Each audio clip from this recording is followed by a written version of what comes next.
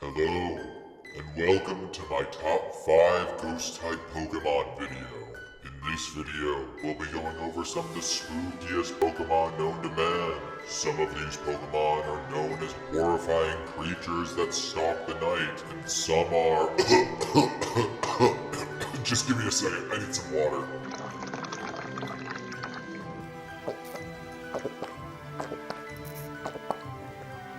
Ugh, that's much better. Ugh, sorry about that, guys. I think I had a froakie in my throat or something. Well, anyways, like I was saying, this is my top 5 favorite ghost-type Pokemon, and, well, without any further delay, let's get into it. First up on our list is number 5, and that's Blacephalon, the Fireworks Pokemon. Blacephalon's codename is UB Burst, and like other Ultra Beasts, it has the Beast Boost ability. Blacephalon is seemingly based on a clown, as well as fireworks. It could also be based on the yokai Nuke-Kubi, which is basically just a normal person, but they can remove their heads. In addition to that, its name in both Japanese and English basically are derived from head and exploding, which makes sense given its motif. Coming off of that, it also has an exclusive move called Mind Blown and is fire type. During this move, Blacephalon throws its head and it explodes into a giant firework. And in addition to hurting its enemy, it also kind of hurts itself too though. Also, as a kind of side note, it has a really awesome shiny. I kind of regret getting Ultra Moon because I never got to go shiny hunting for it. Blacephalon is one of a few brand new Pokemon in Gen 7 that were introduced right in the middle of the generation.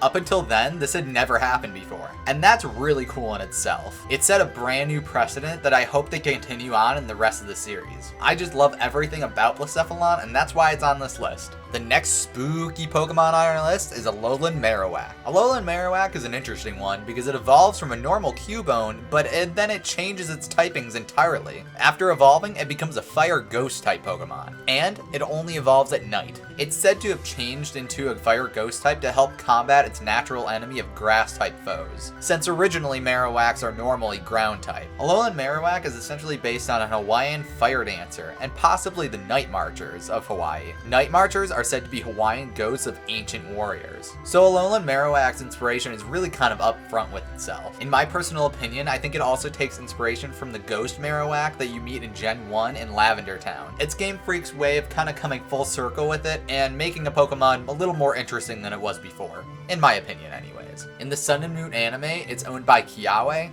and in the Ultra Sun and Moon games, it's a totem Pokemon. Honestly, I just really like it way more than normal Marowak. I like its typing, I like its color palette, I just like everything about it. And its Firebone really does it for me too. Speaking of which, it also gets a brand new move called Shadow Bone to play into its new ghost typing. I just really like this Pokemon, and that's why it's my number 4. Next up is number 3 on our list, and it's 2 Pokemon, Honedge and Doublade. Both are known as the Sword Pokemon for obvious reasons, and are Steel and Ghost types. Both have the ability No Guard, which in an ironic turn of phrase is basically a double-edged sword. They can't miss, but they also can't dodge anything either. These Pokemon are based on possessed swords, and quite possibly could be based on katanas which hold the samurai soul, according to lore anyways. If anyone tries to hold these Pokemon, they'll have their energy drained by the cloth at the end of the hilt. This line was owned by Sawyer in the anime, and it was pretty cool. I liked it a lot. You're probably wondering why Aegislash isn't part of this, and it's because I really like Doublade and Honedge way more. It's not that I don't like Aegislash, but I just don't like it as much. That being said, all 3 have an awesome shiny, and it just looks like it's covered in blood, which is pretty gruesome, I gotta admit. I ended up using the line in a playthrough of Pokemon X, and I gotta say, I loved having it on my team. And that's why they're number 3 on my list. Number 2 on our spooky list is Palosand, the Sandcastle Pokemon. Palosand is a Ghost and Ground type Pokemon, and honestly is on this list because I'm not sure if it would make it onto my Ground type list. There's just too many Pokemon, and honestly I think it fits better in the spooky list. Palosand evolves from Sandygast, which is basically just a smaller sand Pokemon. It also has the water compaction ability. This boosts its defense when it gets hit by water attacks, which is really kind of a cool nod to how you can pack down sand using water to make real sandcastles. It also gets a brand new move called Shore Up, which heals either half of its max HP or 2/3 depending on whether there's like a sandstorm going on. In terms of its lore, it's actually kind of a gruesome Pokemon.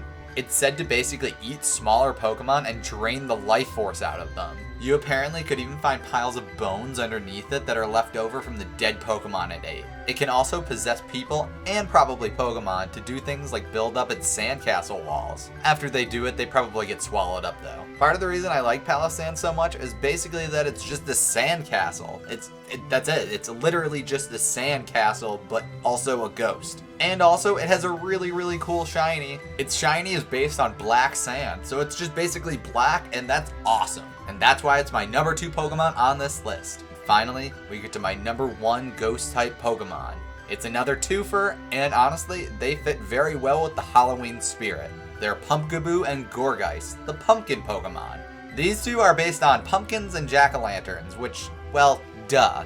That's pretty plain to see. What's interesting about them is that they come in multiple sizes. These sizes are small, average, large, and super.